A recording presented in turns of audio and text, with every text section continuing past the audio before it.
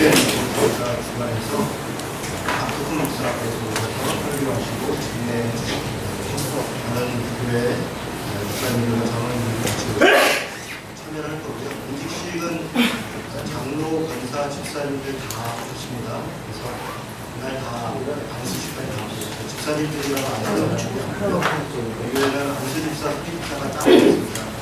집사가 교회에서 다 동일하게 선출한 집사이고요.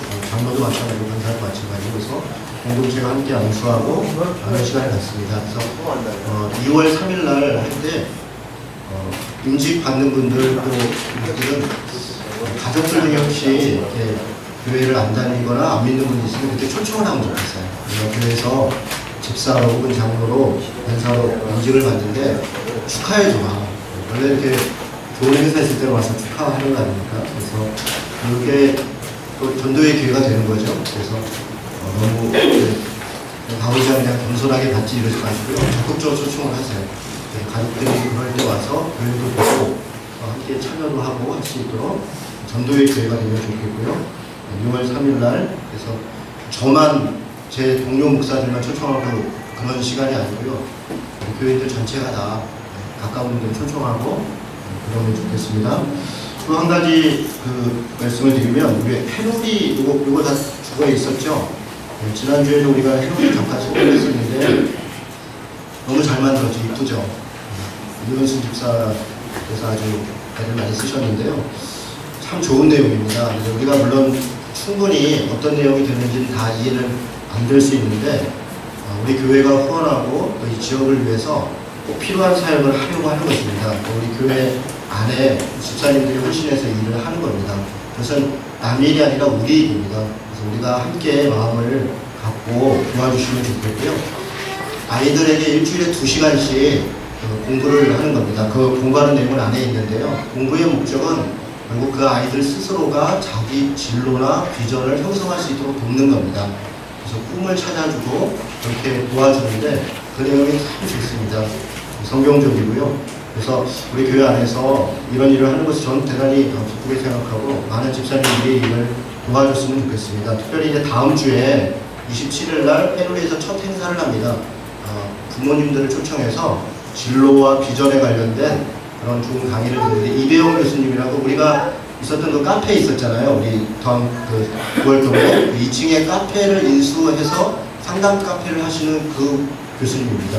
그분이 오셔서 강의도 하고 그분이 인천 지역에서 중요한 일들을 많이 하십니다. 청소년 관련돼서. 그래서 이번에 같이 연계도 하고 좋은 계기가 된 것 같습니다. 그래서 교인들이 많이 좀 참여해 주시고 도와주시면 좋겠습니다. 예, 오늘 말씀을 나누도록 하겠습니다. 여러분 출애굽기 3장 1절을 보면 모세가 미디안 광야에 있다가 하나님의 산 호렙에 이르러 이렇게 이야기합니다. 호렙산을 하나님의 산이다 이렇게 칭하고 있습니다. 호렙산이라는 산이 대단히 높고 영험한 기운이 있고 그래서 하나님의 산이라고 이야기하는 것이 아닙니다. 호렙산은 지금 우리로 보면 사실은 초라한 산입니다. 우리 대한민국에는 정말 명산들이 많지 않습니까? 좀 멋있고 훌륭하고 사시사철 푸르고 그런 산들이 많이 있는데 이스라엘의 산이라고 하는 것은 그냥 우리로 얘기하면 동산 같은 것입니다. 이게 낮고요. 아무리 높아봤자 800m를 안 넘습니다. 예루살렘이 그렇습니다. 예루살렘이 산 위에 있는데 가장 큰 산이 예루살렘 산이고 그리고 사마리아 산 이런 정도가 크고요. 나머지는 다 이렇게 동산 같습니다. 그리고 바위산이고요. 별로 볼품이 없습니다. 대단히 볼 게 많고 영험해서 하나님의 산이라고 얘기하는 게 아니라 하나님이 곳에 임재하셨기 때문에 하나님이 함께 하셨고 역사하시기 때문에 그곳을 하나님의 산이다 그렇게 이야기합니다. 호렙산에서 모세가 하나님을 만납니다. 그리고 이후에 모세가 이스라엘 백성들을 출애굽시킨 다음에 도착해서 하나님과 언약을 맺는 곳도 호렙산입니다. 우리는 이제 신의 산 그렇게 부르죠. 신의 산 호렙산이 같은 산입니다. 하나님이 임재하셨고 하나님이 사람을 만나신 곳 그것이 호렙산입니다. 모세에게만 그런 것이 아닙니다. 엘리야라고 잘 아는 선지자가 있습니다. 엘리야가 갈멜산에서 바알과 아세르의 선지자들과 영적인 대결을 한 이후에 뭐 대단한 승리를 했죠. 그런 다음에 그가 이세벨이 죽이겠다 이렇게 공포하고 또 여러 가지 이렇게 위협을 하니까 도망을 갑니다.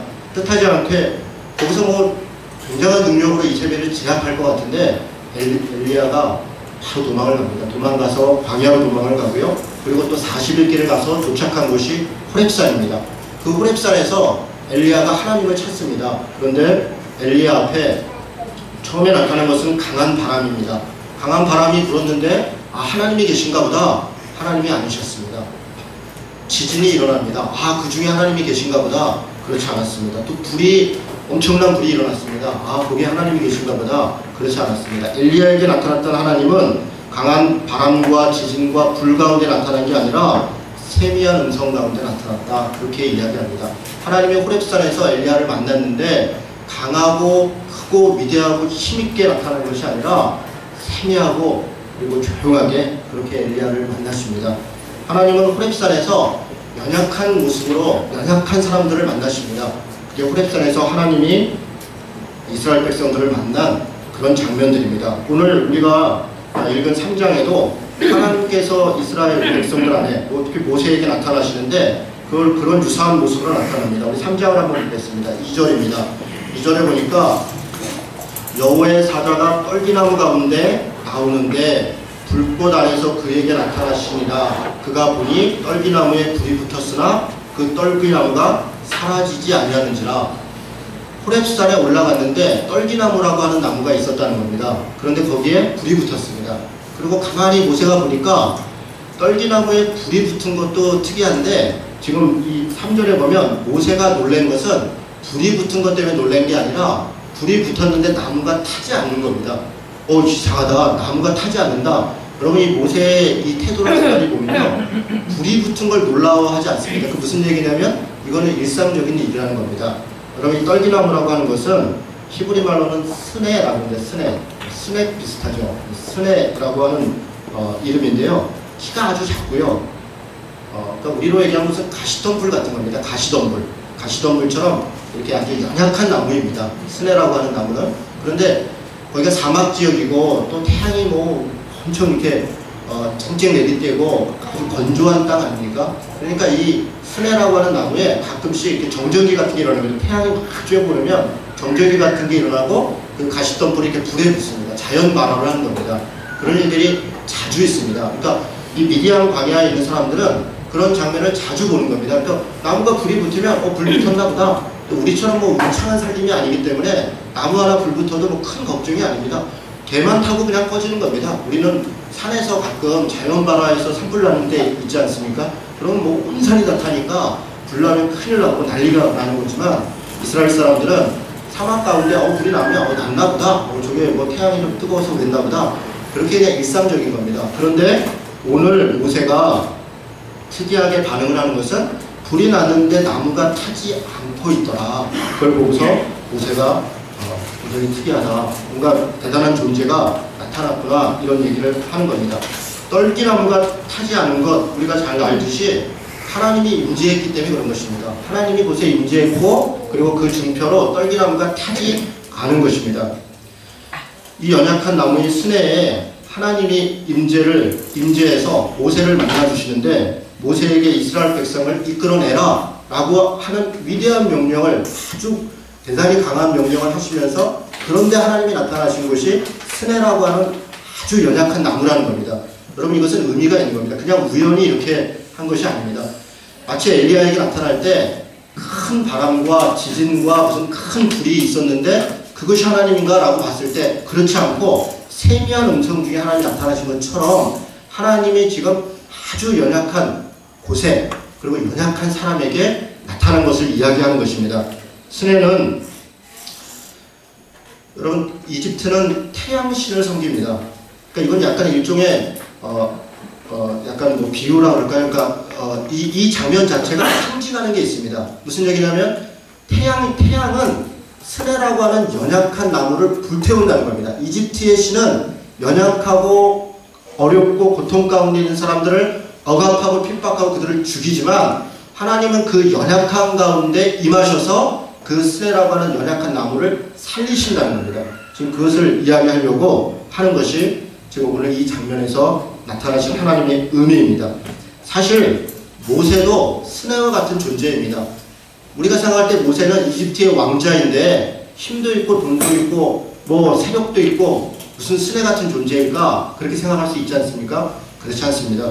여러분 모세는 물론 이집트의 왕자가 되었습니다. 이집트 공주에 의해서 버림받았던 아이가 건집을 받았고 이집트의 왕자가 되었습니다. 뭐 적당하게 그냥 이집트 왕자로 살아갔다면 그는 왕은 되지 못했을지라도 아주 권력 있고 힘 있는 사람으로 살았을 것입니다. 그런데 모세는 그렇게 살지 않았습니다. 자신 안에 자신이 히브리 민족이라고 하는 정체성을 가졌습니다. 그리고 자신이 히브리 민족일 뿐 아니라 고통받고 연약하고 어려운 히브리 민족에 대해서 내가 책임을 져야 된다. 무언가 저들을 도와야 된다라고 하는 그런 책임감을 가졌습니다. 그것이 모세에게 불행이었습니다. 그 일을 돕다가 그는 사람을 죽이게 됐고 또 그 싸움에 휘말리게 됐고 또 당시 이집트의 권력과 권세를 가진 사람들의 미움을 받았습니다. 그들의 입장에서는 모세는 250만이나 되는 엄청난 히브리 민족을 대표하는 사람이 되어버린 겁니다. 그리고 자신의 왕자를 어쩌면 침탈할 수 있는 그런 존재가 되었습니다. 그런 위협을 받고 모세는 광야로 도망갑니다. 아마 광야에 가서 모세는 자기 신세를 한탄했을 것입니다. 하나님을 원망하지 않았겠습니까? 자기가 바르게 하려고 했고 옳게 하려고 했는데 기껏 광야로 도망가서 그곳에서 40년 동안을 살았습니다. 하루 이틀도 아닙니다. 그러면서 자신의 생활을 원망하고 때로는 자신을 그렇게 방치해놓고 아무런 대안도 주지 않는 하나님에 대하여 원망하고 그렇게 살았을 것입니다. 스네 같은 존재입니다. 연약한 자입니다. 불평하는 자이고 그리고 작은 힘에도 무너지고 마는 그런 존재가 된 것입니다. 태양과도 같은 이집트 군사가 들이닥치기라도 하면 금방이라도 불이 붙을 것 같은 그렇게 도망자 신세가 된 게 모세입니다. 오늘 하나님이 스네라고 하는 떨기나무에 임했다고 하는 것은 단지 그 떨기나무에 임했다는 것이 아니라 모세라고 하는 연약한 자 그리고 사실 우리들에게도 그런 연약한 자에게 하나님이 임하신다는 것을 이야기하는 것입니다. 모세는 이집트 왕자로 살 때 자신의 민족들이 당하는 고통과 아픔을 이해하고 있었습니다. 이해했기 때문에 그들의 아픔 가운데 뛰어들었고 그리고 억울하게 고통당하는 사람 히브리 민족에 대해서 이집트 민족의 사람이 억울하게 그 사람을 괴롭히니까 그를 때려 죽이지 않았겠습니까? 이해했습니다. 그러나 이해했지만 공감하지는 못했었습니다. 자신은 이집트 왕자였습니다. 자신이 볼 때 자기 민족이 고통당하는 것에 대해서는 분노가 일어났지만 내가 그 고통이 무엇인지에 대해서는 공감하지 못하는 존재였던 겁니다. 그런데 이 모세가 광야로 도망을 갔고 40년 동안 생활하는 동안 그는 이제 이해가 아니라 완전히 그 고통당하는 히브리 민족 그 자체가 됐습니다. 이제는 그냥 공감한 겁니다. 그들의 고통받고 억울하고 아픔 당하는 것이 단지 왕의 입장에서 왕자의 입장에서 힘들겠구나 어렵겠구나 그런 정도로 생각하는 게 아닙니다. 그가 40년 생활하면서 그냥 자기 자신이 그 히브리 노예들과 같은 그런 신세가 돼버린 것입니다. 그럼 우리 선거 때 되면 가끔씩 그런 거 이제 TV에 보지 않습니까? 정치가들이 이제 시장통에 가서 떡볶이 하나 먹으면서 힘드시죠? 서민이라는 거죠. 국밥집 가서 국밥 먹으면서 어제 이 넘불땅 사랑방 여기 청소하시고 마무리하시는데 우리 막 순대볶음 이런 거 먹으면서 우리는 그거 뭐 일상적으로 먹는 거죠. 네. 당신도 순대볶음 이런 걸 먹네요. 이런 말이 이상하죠. 우리 같은 사람들은 뭐 순대볶음 없어서 먹는 거죠. 누가 안 사줘서 먹는 거고 그렇지 않습니까? 마치 그런 것입니다. 저 사람들이 저런 것도 먹는구나, 저런 삶을 사는구나, 얼마나 힘들까, 어려울까 그런 정도의 이해가 아니라 그런 삶의 자리에 있을 때 그 사람을 하나님이 사용하셔서 이스라엘 백성들을 출애굽시킨 것입니다. 왜 그렇습니까? 광야 생활 또 40년이 기다리고 있는 겁니다. 그러려면 그것의 지도자가 된다는 것, 그를 이끈다는 것은 단지 지식적으로 이해하는 것으로 되는 것이 아니라 함께 그 삶을 공감하고 아예 그 삶의 자리에 있는 자가 그런 자를 하나님이 사용하시는 겁니다. 신약성경도 마찬가지입니다. 그래서 연약한 자를 세우셔서 하나님의 사람들을 하나님의 일을 하게 하시는 겁니다. 강하고 힘있게 주님이 그렇게 임하신 것이 아니라 주님 자체도 마국간에 임하시고 말박통에서 구유에 누워 계시고 그렇게 시작하시고 예루살렘에 들어가실 때도 조랑말을 타고 그렇게 입성하시고 그게 예수님의 모습입니다. 예수님이 아주 강하고 힘있고 대단한 권세가 있어서 무엇을 도와주려고 적선하듯이 그렇게 참여하는 것이 아니라 예수님 자체가 그런 분이셨고 그래서 하나님의 모습이 그렇게 오신 것입니다. 오늘 스네에 임하신 하나님의 모습이 바로 그렇습니다. 모세는 스네 같은 자신이 무엇을 할 수 있을까 기대하지도 않고 자신도 없었습니다. 하나님에게 그래서 묻습니다. 하나님, 내가 무엇을 할 수 있겠습니까? 내가 뭐 말도 잘 못하고 힘도 없고 무슨 능력이 있어서 내가 저들을 인도할 수 있겠습니까? 그렇게 얘기합니다. 그것에 대해서 하나님이 12절입니다. 3장 12절에 같이 한번 읽도록 하겠습니다. 읽습니다. 하나님이 이르시되 내가 반드시 너와 함께 있으리라. 내가 그 백성을 애굽에서 인도하여 낸 후에 너희가 이 산에서 하나님을 섬기리니 이것이 내가 너희를 보낸 증거니라. 하나님의 대답은 간단한 얘기입니다. 내가 너와 함께 할 것이다. 너가 힘이 있을 것이다. 능력이 있을 것이다. 그렇게 대답하는 게 아닙니다. 너 힘이 있잖아. 너 능력 있잖아. 너 지혜 있잖아. 그렇게 얘기하는 게 아닙니다. 내가 너와 함께 할 것이다. 그래서 너를 사용할 것이다. 하나님의 대답은 그것입니다. 여러분, 스네 같은 존재에게 하나님이 임하셨을 때 그 존재가 뭔가 대단해서 임하시는 것이 아닙니다. 완전히 자신이 무너져 있고 포기했고 아무것도 할 수 없다라고 할 때 그때 하나님이 임하시고 내가 너와 함께 할 것이다 라고 하면 사는 것입니다. 그렇게 해서 살고 하나님이 하시는 일들을 감당할 거라 이야기하는 겁니다. 그래서 모세는 다시 묻습니다. 내가 이스라엘 자손에게 가서 이르기를 너의 조상의 하나님이 나를 너희에게 보내셨다 하면 그들이 내게 묻기를 그의 이름이 무엇이냐 하리니 내가 무엇이라 그들에게 말하리이까. 모세는 하나님이 나와 함께 하신다 라는 그 말씀을 들었을 때 그것이 믿음으로 다가왔습니다. 그래, 내가 감당해야겠구나, 할 수 있겠구나. 그런데 문제는 가서 누가 너를 보냈냐? 하나님이 보내셨어. 하나님이 누구냐? 우리 조상들의 하나님이야. 그런데 그 조상들의 하나님이 누구냐? 라고 이야기할 때 도대체 누구라고 설명해야 되느냐? 그것이 고민이었던 겁니다. 여러분, 이 질문은 사실 지금 우리들의 질문입니다. 하나님을 믿습니다. 하나님을 만났습니다. 그런데 실상 하나님이 누군지 정확히 모르는 겁니다. 우리가 하나님을 믿고 있습니다. 하나님을 만났다고 고백합니다. 그런데 하나님이 누구신가? 이것을 우리가 정확히 잘 모르기 때문에 늘 고민합니다. 하나님은 누구시지? 하나님은 나와 무슨 상관이 있는 거지? 내가 하나님을 믿는 거죠. 믿지요. 믿으니까 교회도 오고 다른 사람에게 때론 전도도 하고 합니다. 그런데 하나님이 누구야? 도대체 나와 무슨 상관이 있어? 그 부분에 대해서는 정확하게 인식하지 못하고 있는 자들, 특히 우리들의 모습 아닙니까? 그것에 대한 질문입니다. 지금 모세도 마찬가지입니다. 하나님을 봤습니다. 하나님을 믿었습니다. 그런데 다른 사람들에게 그 하나님이 누구냐고 설명하려고 하니까 잘 설명이 안 되는 겁니다. 도대체 이분이 누구냐? 이것에 대해서 하나님이 이미 사실은 설명을 했습니다. 모세 자신도 고백을 했습니다. 3장 6절에 보면 내 조상의 하나님이니 내 조상의 하나님이니 아브라함의 하나님, 이삭의 하나님, 야곱의 하나님이라 하나님이 자신을 그렇게 소개했고, 그리고 모세도 조금 아까 하나님께 물어볼 때 내 조상의 하나님이 누구시라고 할까요? 자기가 조상들이 믿어왔던 그 하나님이라는 존재라는 것은 모세도 알고 있는 겁니다. 그런데 문제는 그가 누구신가에 대해서 정확히 모르고 있는 겁니다. 이것에 대해서 하나님이 대답합니다. 하나님은 자신을 스스로 있는 자다, 그렇게 소개합니다. 그리고 스스로 있는 자, 이게 무슨 의미일까요? 스스로 있는 자. 우리가 이 말을 들었을 때는 무슨 의미인지 사실 잘 안 와닿습니다.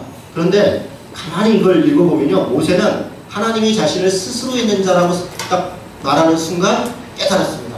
아, 하나님이 누구시구나. 그리고 그 이후에 뭐 다시 질문이 없습니다.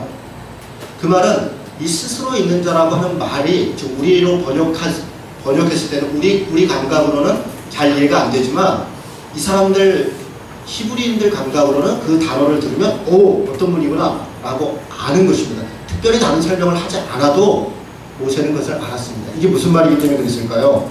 여러분, 나 스스로 있는 자라는 말은 히브리어로는 예의의 에세르 예의입니다. 예의의 에세르 예의인데 우리말로 번역하면 이런 겁니다. 나는 나다. 나는 나다. 혹은 나는 무엇이다. 여러분, 이게 우리말로 번역해도 별로 안 와닿죠. 나는 나다. 도대체 누구십니까? 근데 나는 나다. 여러분, 근데 나는 나다라고 하는 말이 성의 없고 뭔가 좀 귀찮아하고 그냥 누가 보냈다 그래 라고 느껴지지만, 아까도 말씀드린 것처럼 모세는 그렇게 느낀 게 아닙니다. 이 대답을 듣고 하나님이 누구시구나 라는 것을 금방 알았습니다. 이런 식의 표현이 사실은 성경에 많이 있습니다. 예를 들면 나는 나다, 나는 무엇이다 인데, 여호와 이레 라는 말 아시죠? 여호와 이레. 여호와 이레는 뭡니까? 하나님이 준비하셨다. 그러니까 준비하시는 하나님이다. 그러니까 하나님은 준비하시는 자다. 그렇지. 이렇게 이해가 됩니다. 여호와 샬롬. 여호와 샬롬 뭡니까? 하나님은 평화이시다. 그런 거죠. 여호와 니시는 어떻습니까? 니시. 여호와는 원래 니시라는 말이 깃발이라는 말인데요. 승리자이시다. 이런 말입니다. 여호와 라파라는 말도 있죠. 라파는 치료자이시다. 하나님은 치료자이시다. 또 뭐가 있을까요? 산마라는 말도 있죠. 여호와 산마. 그럼 뭡니까? 하나님이 거기에 계시다. 이스라엘 사람들은 그런 용어들을 하나님이 누구시다라고 얘기할 때 단지 여호와, 그러니까 우리가 이제 어떤 다른 신앙을 가지면 부처님, 알라, 혹은 뭐 선앙당의 나무님, 이렇게 어떤 단어를 얘기하는 게 아니라 동사로 얘기합니다. 동사. 그는 누구시다. 여호와는 어떤 분이시다. 나는 무엇이다. 이렇게 얘기하는 거예요. 그러니까 나는 나다라고 하는 에흐에 에세르 에헤라는 단어를 들었을 때 모세는 그런 생각들이 다 들어요.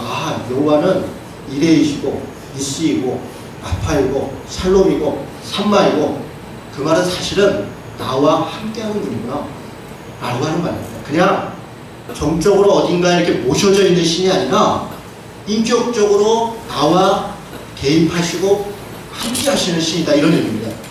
다시요. 여러분, 사실 이름이라고 하는 것은 그저 부르기 위한 그 호칭이 아닙니다. 사실 그 사람이 정체성입니다. 우리가 이건 잘 알죠. 부모가 자녀 이름 지을 때 정말 고민하는 거 아닙니까? 우리 애 이름 뭐라고 줄까? 그렇게 불리는 순간 그 아이가 그 이름으로 인식되는 겁니다. 그 이름으로. 그것이 그 아이의 미래에 대한 소망이고 그 아이에 대한 꿈입니다. 여러분, 이진호라는 이름을 들을 때 어떻습니까? 이진호. 사실 굉장히 좋은 이름입니다. 도배 진짜의 나도자. 대낮에 도배같이 빛나라. 이런 이름인데요. 저희 어머니가 얼마나 고민하면서 지으셨겠습니까? 그런데 뜻과 상관없이 많은 사람들은 저 사람이 이진호야 라고 할 때 저를 떠올립니다. 제 성격, 제 성품, 혹은 제 가족들, 저 이진호야 라고 하는 순간 저 사람은 목사야. 제 직업, 저 사람은 이런 목사야. 저 사람 안에는 누구야. 저 사람은 성격이 어때. 이런 것들이죠. 이름이라고 하는 것은 그냥 단지 이름이 아니라 그 존재의 정체성을 나타내는 겁니다. 그 존재가 어떤 것인가를 얘기합니다. 사람만 그런 게 아니죠. 동식물도 다 마찬가지입니다. 그냥 이런 사물도 마찬가지입니다. 이름을 짓는 건 대단히 어려운 겁니다. 그래서 아담이 에덴 동산에서 이름을 지었다. 아담은 놀고 먹었다. 엊그제 어떻게 그 라디오를 듣는데 남성시대, 여성시대에서 남성시대라고 가지고 그분이 이제 얘기하면서 우리는 아담같이 하면서 아담은 얼마나 좋았겠냐. 놀고 먹고 쉬고 막 에덴 동산을 잘 몰라서 하는 겁니다. 아담이 이름을 짓는 게 굉장한 노동입니다. 얼마나 힘들었겠어요. 하나하나 이름을 그냥 대충 부른 대로 부르는 게 아니라 심사숙고해야 되는 겁니다. 굉장히 많은 일을 했다는 건데요. 하나님께서 자신을 지금 스스로 있는 자라고 소개하는 것도 그 말 안에 자신이 누구인가, 하나님의 속성과 성품과 정체성, 이게 다 들어있는 것입니다. 에흐에 에세르 에흐에는 그저 가만히 있고 정적으로 있고 그렇게 그냥 어디에 모셔져 있고 그런 존재가 아니라 아까 말씀드린 것처럼 움직이는 자다, 이런 얘기가 있어요. 움직이는 자라는 뜻이, 에흐에 에세르 에흐가 동사입니다. 움직이는 자라는 의미가 있는데 구체적으로는 세 가지 의미가 있습니다. 첫째는 하나님은 창조자라는 거예요. 창조자. 하나님은 나는 나다라고 얘기할 때는요, 스스로 있는 자는 나를 누가 지은 자가 없다는 겁니다. 우리는 다 누군가의 자녀인 거죠. 누가 나를 낳은 거죠. 내 위에 누가 있는 것입니다. 그리고 모든 만물은 다 누군가가 지은 자가 있는 겁니다. 그런데 하나님은 자신을 소개할 때 뭐라고 하냐면 스스로 있는 자다. 나는 나다. 그러니까 나를 지은 자가 없다는 거예요. 만약에 하나님을 누군가가 지었다, 그 존재가 하나님인 것이죠. 여러분, 이렇게 말할 수 있는 존재가 누가 있겠습니까? 아무도 없죠. 하나님만이 그렇게 얘기하는 거죠. 그러니까 이 얘기를 모세가 들었을 때, 아, 하나님은 창조자시구나 라고 얼른 이해가 된 것입니다. 그리고 오늘 모세에게 이스라엘 백성을 탈출시켜라, 저 고통과 억압과 그 눈물의 부르짖음을 내가 들었는데 그래서 내가 너를 보내노니 저들을 이집트에서 탈출시켜라 라고 얘기하면서 자신을 나는 나다라고 소개할 때는 하나님이 그 고통의 순간을 해방과 자유로 새로운 구원을 주시겠다는 겁니다. 그것이 창조입니다. 창조라고 하는 것은 무엇을 새롭게 만든 것인데, 만든 것은 그것은 해방과 자유를 주신 것입니다. 창조의 다른 말이 구원입니다. 그래서 하나님이 지금 연약한 가운데 스네에 나타나셔서, 그리고 스네 같은 존재인 모세에게 나는 나라고 하는 자가 너를 보내서 그들을 탈출시킬 테니 그렇게 얘기해라 라고 하는 것은 그들을 그 고통과 억압 가운데서 해방과 자유로 새롭게 창조할 것이다 라고 하는 것을 분명히 선언하는 것입니다. 두 번째로는 붙드는 자라는 뜻이 있습니다. 붙드는 자. 붙드는 자라고 하는 의미는 고통당하는 자들 붙들어 주시고 그들과 함께 한다는 것입니다. 고난과 고통 가운데 있는 자들이 절망과 포기로 떨어지지 않도록, 넘어진 자들이 아주 엎드려지지 않도록, 때로 우겨싸움을 당하는 자들이 피할 길이 있도록 그들을 붙들어 주시고 그들을 도와주시는 분이라고 하는 의미가 엘레스르 에게에 있습니다. 세 번째 의미는 세우는 자라는 겁니다. 세우는 자라는 것은 살리는 자라는 것입니다. 하나님께서 돕고 보호하시고 인도하시고 살려낸다는 것입니다. 태양신은 떨기나무를 불태워 죽이지만 하나님은 곳에 임하셔서 그들을, 그 연약하고 죽을 수밖에 없는 존재들을 살려내신다라고 이야기하는 게 에흐의 에세르 에흐에입니다. 신약성경에 가면 이 단어를 헬라어로 그대로 번역한 단어가 있습니다. 그게 에고에임입니다. 제가 이 헬라어, 히브리어 막 이렇게 말씀드려서 좀 부담스럽네요. 제가 뭐 히브리어, 헬라어를 잘해서 이렇게 말씀드리는 건 아니고요. 뭐 요 정도 아는 겁니다. 요 정도 아는데 이거는 히브리 헬라어를 얘기하지 않으면 이해가 잘 안 될 것 같아서 말씀드립니다. 신약성경에서 에흐에 에셀의 에흐에를 번역한 것은 에고에임이라는 단어입니다. 에고에임. 그건 우리나라 말로 번역한 그냥 나는 무엇이다입니다. 나는 무엇이다. 그런데 이 단어는 딱 한 분만이 사용했습니다. 신약성경에 딱 한 분. 그게 예수님입니다. 예수님이 자기를 소개할 때 뭐라고 소개하시냐면 자기 스스로를 나는 길이요 진리요 생명이다. 이럴 때 첫 단어가 에고에임이 이러면서 길, 진리, 생명 이렇게 쓰이는 겁니다. 나는 선한 목자다. 에고에임입니다. 나는 양의 문이다. 나는 생명의 떡이다. 이렇게 얘기할 때 쓰시는 말이 에고에임입니다. 이 표현만 보더라도 예수님이 자신을 뭐라고 소개하는 거냐면 내가 하나님이다 라고 소개하는 겁니다. 구약성경에서 에흐에 에셀의 에흐라고 하는 단어는 하나님만이 사용했습니다. 나는 스스로 있는 자이다 라고 표현한 것은 하나님 본인밖에 없습니다. 신약성경에서 그 단어를 번역한 에고에이미를 사용한 사람은 예수님밖에 없습니다. 그도 그럴 것이 내가 무엇이다 라고 감히 이렇게 단언적으로 소개할 수 있는 사람이 아무도 없습니다. 예수님밖에 없습니다. 그런데 하나님이 자신을 소개한 것도 그렇고 예수님이 자기를 소개한 것도 그렇고 가만히 보면요, 관계적입니다. 나는 길과 진리와 생명이다 이렇게 소개하는 이 단어는 자기 혼자 길이라는 게 아니라 누군가의 길이라는 겁니다. 누군가에게 진리라는 겁니다. 누군가에게 생명이라는 겁니다. 내가 선한 목자라는 것은 누군가가 자기가 지켜야 될 양들이 있다는 겁니다. 내가 생명의 떡이다, 생명의 빵이다 이렇게 얘기할 때는 누군가가 나를 먹을 존재들이 있다는 겁니다. 예수님이 내가 무엇이다 라고 소개할 때는 동적인 겁니다. 예수님이 그냥 어떤 이렇게 모셔지는 신으로, 위대한 신으로 어딘가에 있고 우리가 가서 그분을 잘 경배하고 그렇게 뭔가를 막 드리고 그래야 그 대가로 우리에게 뭔가를 주시고 그런 하나님이 아니라 하나님은 구약에서도 마찬가지고 신약에서도 마찬가지고 우리랑 동행하시고 우리를 지켜주시고 우리를 인도하시고 우리의 삶 가운데 개입하시는 그런 하나님이라는 겁니다. 그런 모세가 깨달은 것이 그것입니다. 그래서 15절입니다. 15절 말씀 같이 읽겠습니다. 시작.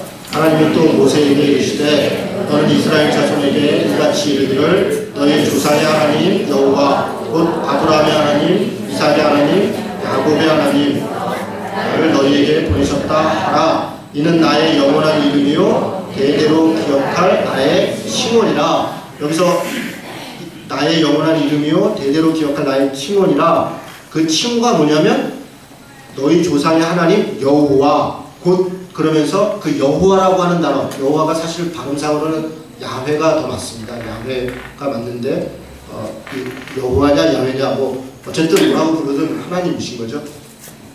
여호와라고 하는 그 단어의 하나님을 누구라고 지금 곧 하고 설명하냐면 아브라함의 하나님, 이삭의 하나님, 야곱의 하나님 이렇게 설명합니다. 이제 모세는 언뜻 다 알아들었습니다. 하나님은 광야에서 혹은 어디 성전에서 그렇게 딱 모셔져 있는 분이 아니라 아브라함의 삶에 개입했던 하나님이라는 겁니다. 갈대아 우르에서 부르셔서 그가 잘됐을 때든 못됐을 때든 이집트에서 그가 고난을 받을 때도 가나안에서 때로 핍박을 받을 때도 그와 함께 하셔서 그를 인도하셨던 하나님, 그와 약속했던 하나님, 바로 그분이 하나님이라는 겁니다. 이삭의 삶에 개입했던 분이라는 겁니다. 이삭이 어떤 데 가서 우물을 파면 물이 있으면 가나안 족속들이 막 핍박하니까 또 이동하지 않습니까? 놓고 도망을 가서 또 딴 데서 우물을 팝니다. 그랬더니 또 물이 나옵니다. 그리고 또 와서 막 니 거니 내 거니 그러면 그걸 놓고 또 다른 데로 이동하지 않습니까? 그럴 때마다 하나님이 보호해 주시고 우물을 팔 때마다 물이 나오게 도와주셨던 바로 그분, 그가 누구냐? 그가 하나님이라는 겁니다. 야곱의 그 험악한 세월 가운데 나타나셔서 그를 보호하고 인도하셨던 분, 그분이 하나님이라는 겁니다. 그럼 이쯤 되면 우리가 이제 이해가 되죠. 하나님은 예배당에 모셔져 있는, 성전에 모셔져 있는 그런 분이 아닙니다. 나는 나다라고 이야기할 때 하나님은 우리의 삶에 임재하시고 우리의 삶을 이끄시고 간섭하시고 도와주시는 바로 그런 분이라는 겁니다. 여러분 이걸 분명히 인식해야 됩니다. 우리가 하나님을 믿습니다. 하나님을 압니다. 그런데 왜 하나님이 누구신가를 모르기 때문에 우리가 우리 삶의 자리에서 마치 안 믿는 사람처럼 산다는 겁니다. 때로 어려움이 있고 아픔이 있을 때 그래서 하나님께 토로하고 하나님이 나를 도우실 것이라는 믿음이 없는 겁니다. 때로는 어떤 아픔이 있고 핍박이 있으면 좀 당당하게 뭐 그것을 감수하면서 이렇게 버틸 줄도 알아야 되는데 그냥 이렇게 내까지 이렇게 왜 그렇게 됩니까? 내가 어떤 존재인지 모르는 겁니다. 하나님이 어떤 존재인지 모르니까 그냥 뭐 내 힘으로 하려고 하고 내 몸을 하려니까 안 되는 거죠. 당연히 안 되죠. 그러니까 적당히 사는 거예요. 적당히 살면 어떻게 삽니까? 이기적으로 사는 겁니다. 나 잘 되는 거, 내게 도와주는 거, 내게 힘되는 쪽에 그냥 적당히 눈 감고 사는 것입니다. 모세가 그렇게 살았던 겁니다. 모세가 이집트 왕자로 40년 살아갈 때는 그냥 적당히 살았다고요. 그런데 어느 날 그가 하나님의 부르심을 받고 광야에서 훈련받고 그랬을 때 그의 인생의 존재가 달라진 것입니다. 그 엄청난 광야 생활 가운데 당당하게 하나님을 믿고 그 믿음으로 그 백성들을 끌고 가는 것입니다. 달라진 것입니다. 하나님이 어떤 존재인가 분명히 아는 것입니다. 여러분 우리 기독교인들이 이렇게 사는 것입니다. 어려움이 없다는 게 아닙니다. 때로 아픔도 있습니다. 그러나 우리가 하나님이 어떤 존재인가를 분명히 인식할 때 내 삶의 자세가 달라집니다. 내 삶의 자세가 달라지면 환경도 달라지는 겁니다. 변화가 있는 것입니다. 주위에 의해서 내가 온도가 올라갔다 내려갔다는 온도계가 아니라 온도 조절계로 살아가는 겁니다. 온도 조절계로 살아가는 거예요. 우리 그리스도인이 그렇게 사는 것입니다.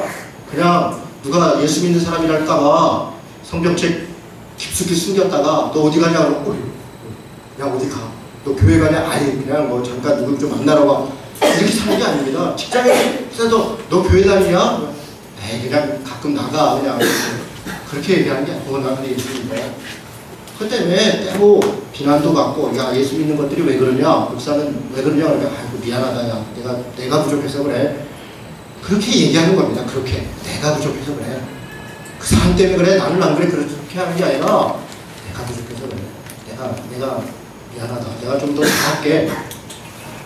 어디서 그런 자신감이 나옵니까? 하나님이 누구신가를 알기 때문에 그런 겁니다. 하나님이 창조자이시고 나를 붙드시는 자시고 우리를 살리시는 자라는 자라는 것을 분명히 인식하면 우리의 태도도 달라지고 삶도 달라지고 인생도 달라지는 것입니다. 사랑하는 성도 여러분, 우리는 스네 같은 존재입니다. 우리 중에 뭐 대단한 사람 아무도 없습니다. 그냥 순간적으로 누가 핍박이 오면 불타 없어져 버릴 그런 존재입니다. 그런데 그런 존재를 하나님이 붙들고 계십니다. 불타지 않습니다. 여러분 낙심하지 마시고 하나님의 임재를 믿고 내가 너와 함께 하겠다. 내가 너와 함께 하겠다. 그 말을 붙드셔야 됩니다. 그리고 아브라함의 하나님, 이삭의 하나님, 야곱의 하나님, 또 혹은 우리 교회 정말 훌륭한 아무개 집사님, 아무개 장로님, 아무개 목사님, 그런 분들 그 하나님이 내 하나님이다.